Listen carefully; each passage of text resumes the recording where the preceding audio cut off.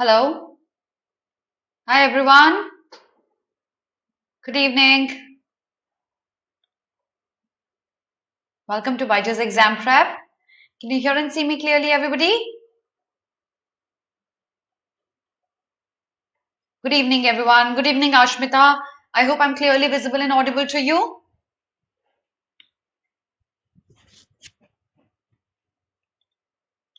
Good afternoon, rather. Sorry, I'm just a little lost. Good afternoon. Good afternoon, Shrishti. Yes, clearly visible and audible. All right, so the fourth class today in the series of learning idioms. Today I've brought 10 idioms and many stories with the idioms that we're going to learn. We'll also revise 5 more idioms that we had done in the previous class, that was yesterday. But before we start off with anything, there's a free mega workshop that's going to happen on 8th of April at 4 p.m. on our app, where Ruhindip Pam is going to talk to you about how to crack IPMAT in the very first attempt. If you're targeting IPMAT and you wish to clear it in the very first attempt, make sure you don't miss out on this workshop. Secondly, if you are targeting the IPMAT examinations, we have an All India Mega Mock for IPMAT Rohtak. That's going to be held from 12th April to 14th April. You could book any slot in between 12th April 2 p.m. to 14th April 1:55 p.m. So you could book any slot. Make sure you sit for the mock so that you know what your All India ranking is. Thousands of kids are going to sit for it, compete with the best and know where do you stand. So that's a real-time experience. Don't miss out on this free mega mock challenge. Apart from that, if you're targeting the CUET UG program, a crash course for CUET 22 has been launched on 8th of April. Look no further, jaldi will be launched rather. So jaldi se enroll kar lo, call our counselors on this specific number. And as I had promised, I am going to bring a mega marathon on verbal ability on Monday 12:30 p.m. The date is 11th April. Don't miss out on this, everyone. This was the promise that I had made to you, right? So here is my promotional slide. Sab aana hai. Invitation दे रही हूँ, mega marathon है, compete करते हैं, देखते हैं आप कहाँ stand करते हो. Okay? No chorus, not buffering, बच्चे, not at all. Not at all. So I shall see you on Monday, 12:30 p.m. with a mega marathon. If you're targeting the BBA IPM and HM programs, a new batch was launched on 15th of March. You can call our counselors on this number. If you're targeting the 2023 program, any one of it or all three of it, I shall see you soon. Now let's quickly revise the idioms that we had done in the previous class, and then we will start with the new ones. So the first idiom we had done in the previous class, yesterday's class, was letting the cat out of the bag. Remember the story of merchants going to sell piglets but putting a cat instead of a piglet, and when the cat would be out, everybody would know that the bag does not have a piglet, it has a cat. So revealing a secret, divulging a secret is letting the cat out of the bag. The second idiom we had done was eating the humble pie.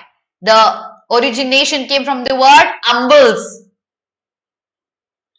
These umbles were the bad cuts of meat. So you would give these to poor people, peasants, to eat them. So basically to admit that you are doing something wrong or being apologetic is to eat the humble pie. The next one was take something with a pinch of salt. Remember the story? Putting a pinch of salt will nullify the effect of poison. So you still would drink the poison with some doubt, skepticism. That is, to accept something while maintaining a degree of skepticism is take something with a pinch of salt. CUET में RC ज़्यादा आएंगे ऐसा मुझे लगता नहीं है Rahul course को देख के कि RC ज़्यादा आएंगे. RC होगा, but I think it will be a mixture. That's what my interpretation is looking at the course. I'm hoping they come out with a sample paper. Next is a bigwig. So a bigwig is somebody who is very influential, rich, an important person, a bigwig. Like judges wear bigwigs. The last one was the writing is on the wall. Remember, the king's hand came to, the god's hand came to the king and wrote something on the wall and indicated, see, look at the wall, see what's written. It's a sign of bad times to come ahead. So a clear sign that something unpleasant is going to happen is writing is on the wall. Hi Jasmeet, hi everyone else. That's the revision for the idioms we had done in the last class. I hope you remember all of them. Are you ready for the new idioms, everyone? If you're ready, first like the session right now. Like it right now. Click on the like icon. Share it right now with your friends. Oh yes, Shrishti. Ever increasing petrol prices. कोई limit ही नहीं है.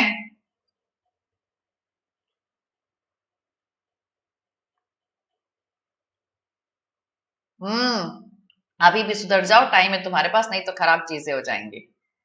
Yeah. So let's move on with the first idiom for the day. Flying off the handle. एक से, ठीक है. मैं इतना angry हूं, मैंने इतनी हार्ड हिट किया है इस एक से कि उसकी जो ब्लेड है वो ही it flew off the handle. So basically being so angry and so enraged and so aggressive that the blade will fly off the handle. I would hit so hard with that. That is what the meaning of the idiom flying off the handle means. Suddenly become too angry and enraged is flying off the handle. Easy? Right? Basically the origin was if the axes were poorly made, the blade would fly off it. And then obviously the user would be unhappy. He would be angry. Why are the axes made so poorly? That's flying off the handle. Let's have a look at the, yes, to lose control on one's emotion. Yes, Muskan, that also is to fly off the handle. Correct. Ma'am, please do VS session specifically on CUET. Yes, Jyotika, we have some planned. I have a marathon which will happen on Monday, which I had showed you the slide for, Jyotika, and that will predominantly be dependent on the pattern of paper for CUET and IPMAT both. So make sure you don't miss out on the session and the marathon. Also, tell me something, Jyotika, what subject are you going to, what language are you going to choose? Are you going to choose English? I'm just trying to gather some data about what languages people would choose, because everybody in my YouTube channel tells me that they're going to choose English. What language are you going to choose as in the first segment? Yes, to lose one temper, become very angry, Muskan. All that is the meaning to flying off the handle. Let's have a look at the next idiom, everyone. Idiom number 2. Barking up the wrong tree. So there's a dog and there's a cat sitting on a tree, okay? And he would obviously bark on that because dogs and cats, they don't have a good relationship. You know that. They've always been enemies. So, but basically he's not barking at the tree where the cat is sitting. Rather, the origination was a bird sitting on a tree. The moment a dog would bark on a bird sitting here, the bird would fly and sit on the other tree because the dog is trying to bark on him. So he would keep barking on a wrong tree. Basically, taking up a wrong course of action, misguided action is barking up the wrong tree. That's what it means. So, being misguided, aiming at a wrong thing is barking up the wrong tree. Easy? Yes? Pursuing a misguided course of action. That's the prey it has. Blaming the wrong person? नहीं, misguided होगा, ठीक है? Misjudge भी हो सकता है. You're right, it can be misjudged as well. Let's have a look at the third idiom. Arm to the teeth. You're going for a war. You want all your arms and ammunitions. You're going for a fight, verbal, physical. You want all your arms and ammunitions. You have so many arms and ammunitions that even you're holding arms with your teeth. So, arm to the teeth is completely prepared, well equipped is armed to the teeth. You have to be armed to the teeth before you sit for your final examinations. You have to be completely prepared before you sit for CUET or IPMAT, whatever examination you're targeting. That is to be ready completely. So having so many arms and ammunitions that even your teeth are holding some of them. That is armed to the teeth.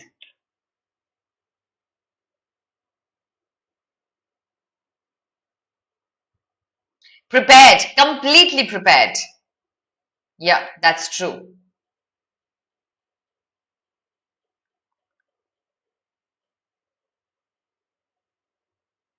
So, yes, let's move on to the next one. Get one's goat. It's a very interesting story here. Get one's goat. So, हमने horses और उनकी races के बहुत सारे idioms करे थे ना, याद है? Straight from the horse's mouth and many many more. So, ये भी idiom उसी से related है.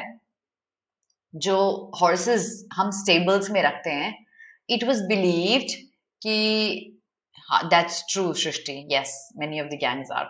So, back to the idiom. ये ऐसा believed है कि in stables में, horse racing stables में, वो horses को calm रखने के लिए एक goat रखते थे, क्योंकि ऐसा believe करते थे कि goats horses को calm करती हैं, calm down. Okay. So, yes, Muskan, you're right. So, to calm down the horses, the goats would be kept. Now, कोई और opposition अगर चाहता है कि वो horse lose करे, तो वो उसका goat ले जाता था. So once you get somebody's goat, you are actually trying to irritate or upset the horse here. So to get one's goat is to make somebody irritated or upset or annoyed. That is the meaning of to get one's goat. Because goat was believed to calm down the horse. That is to get one's goat. Got this, everyone? To irritate someone, yes. To upset someone, yes. Interesting story, right?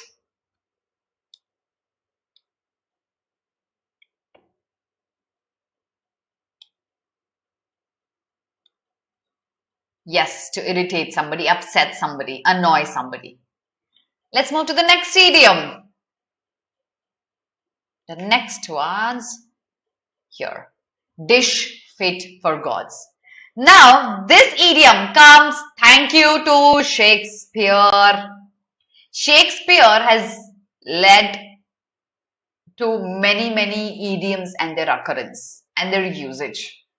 One of this is dish fit for gods, and then there's foaming at the mouth, hot-blooded, in stitches, green-eyed monster, wearing your heart on your sleeve, and one fell swoop. We will be learning all of them. All of them are originated from Shakespeare's famous works, Othello, Twelfth Night, Julius Caesar, Merry Wives of Windsor, बहुत सारी books में से. सबसे पहले let's understand dish fit for gods. All of the people, specifically हमारे Hindu culture में हम क्या करते हैं? If you have specifically Rajasthanis, we do it, okay? We have a tiny idol of Krishnji in our temple, and when we make something, we first offer it to our gods, and we would only offer the good things to him. We would not offer the not yummy things. So anything that's so good, so yummy that as if you're offering it to the gods, that the gods would love it, because gods have access to the best of the things. So a dish fit for gods is something very tasty. You love it. Yes, to ruffle one's feather is also irritate. Yes, Sanjana, you're absolutely correct. Food that is exemplary quality. Yes, that's true. Yes, extremely good. बहुत tasty, scrumptious, yummy. That is a dish fit for gods. Delectable meal. Okay, now let's start learning the other idioms that Shakespeare gave us. So let's start with foaming at the mouth. So basically, itna gussa, so angry that you are unable to control your body. You are foaming at your mouth. You are unable to control your body's reaction. When a dog has rabies, he foams at his mouth. And then he becomes very angry, the dog, because of the rabies. Okay? He's uncontrollable. So being so angry that you're uncontrollable and you're foaming at your mouth.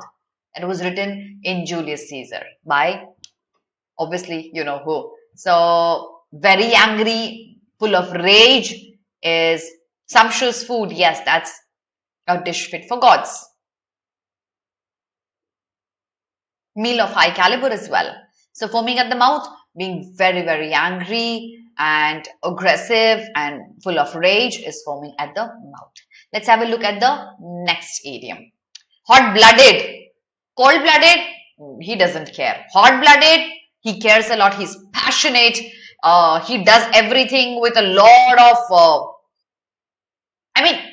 full of emotion is hot-blooded. Full of passion, be it fight, be it love, it's full of passion. Cold-blooded, he doesn't care. He is just lying down irrespective of what is happening in the world. He has no passion for anything. For his job, for his life, nothing. But hot-blooded, full of passion. That is the meaning of the idiom, hot-blooded. Ashish, please tell me what's that? A reasoning question. Please post it. Okay, I'll answer that by the end of the class, but please post it because otherwise it takes time for your post to reach me. Emotional, yes, that's hot-blooded.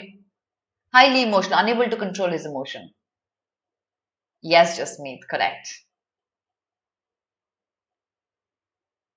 Correct. Let's have a look at the next idiom.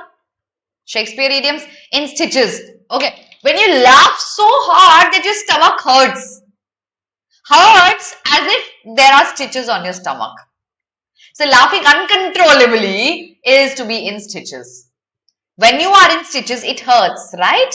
So laughing so hard as if your stomach is in stitches, it hurts so bad, is laughing uncontrollably or in stitches. That's in the 12th Night by Shakespeare. The quote was, if you desire the spleen and will laugh yourself into stitches, follow me. So laughing bad, really bad. Very, okay? Laughing a lot rather. So that's to be in stitches. Ashish, I hope that's a critical reasoning question because that's what I teach. If that's a critical reasoning question, I can help you. If that's a logical reasoning question, possibly Ruhindeep ma'am is the one. Let's have a look at the next idiom, everyone. Green-eyed monster. There are a lot of idioms with colors. Okay. Jaise green color relates to jealousy or envy. Then we have a blue color that relates to sadness. We have yellow that relates to being sick, unwell. So green-eyed monster. Monster इसलिए बोला है because he is a jealous person. A person who is very jealous is a green-eyed monster. He said, oh, beware, my lord, of jealousy. It is the green-eyed monster which doth mock the meat it feeds on. So the monster is a green-eyed one. A person who is jealous has to be a monster only. The green-eyed monster is somebody who's jealous. Yes, Shrishti, correct sentence. Absolutely correct.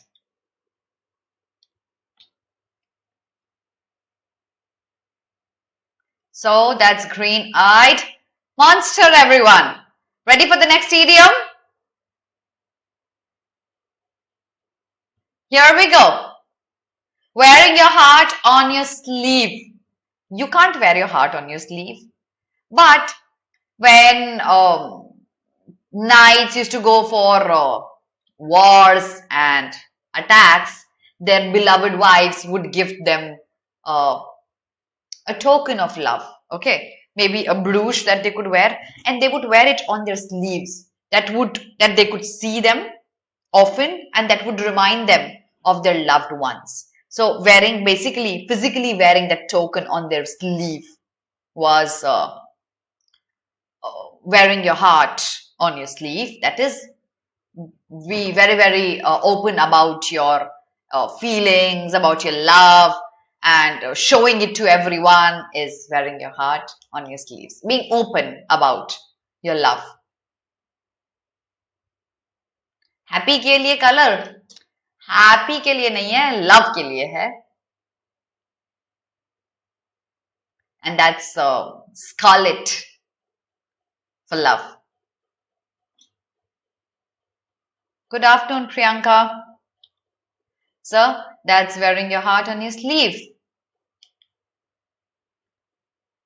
They would wear the lady's token around their sleeve of the armor. That was wearing your heart on your sleeve. These were the idioms today. So we did almost 15 idioms, 5 revision and 10 new ones. We're going to do a revision on now what happens is that Saturdays and Sundays I would not have classes with you. That's my off. I'll see you back on Monday with a marathon. Make sure you don't miss out on the marathon. Okay. And Tuesday I'll have my 5th class in the series of idioms. So we'll continue with the revision and more idioms that I'm going to teach you. I'm waiting for the question from Ashish. Yes. Okay. Okay. So Ashish has a syllogism question. Would everyone like to solve Ashish's question? Let me give this a try as well. So Ashish, your question says some leaders are dishonest. Okay. So 2 cases. Some leaders are dishonest. Some leaders are dishonest can also be this one. Okay. Now the second statement is Satyapriya is a leader. Now Satyapriya can be here. Satyapriya can be here as well. And Satyapriya can be here as well. Okay. Now, the conclusions are, chorus says 5th, Satyapriya is sometimes dishonest, wrong. Satyapriya cannot be dishonest at all as well. Marathon for verbal ability, questions. Satyapriya is honest, will that follow? We can't say that because we have no information about she being honest. Satyapriya is dishonest, we can't say that. Some leaders are honest. We can't say that. Leaders are generally dishonest. We can't say that. Satyapriya is sometimes dishonest. We cannot say that. None of these 5 will follow, Ashish. All 5 of them are wrong. What was your answer? And what was the actual answer? And what was the source of the question? Tell me that. None of these will follow. None. All are wrong.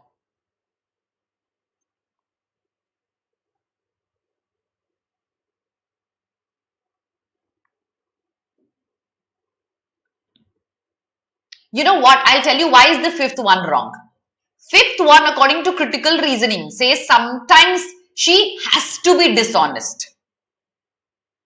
Had 5th been rephrased as Satyapriya may be dishonest, that would have been a correct answer.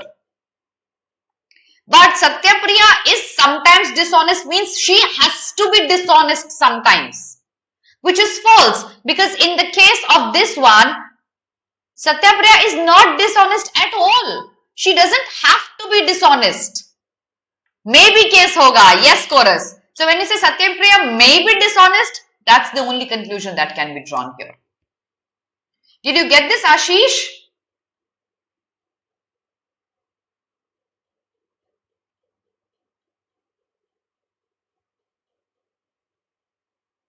Doubts clear, Ashish? Hi, Kashvi.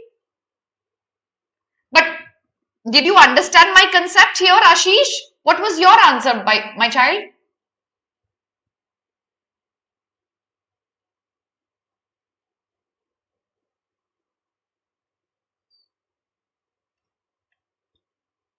Achha, all 17 watching me, if you understood the question, why don't you like this session right now? Please do it. And please share it. If you think you're able to understand my idioms, if you love my technique, why don't you share it with everyone? Do me a little favor. Yes, Ashish got it. So winding up the class, I shall see you on Monday with a marathon. Many questions. Make sure you be prepared. Have a very good weekend, everyone. And God bless all of you.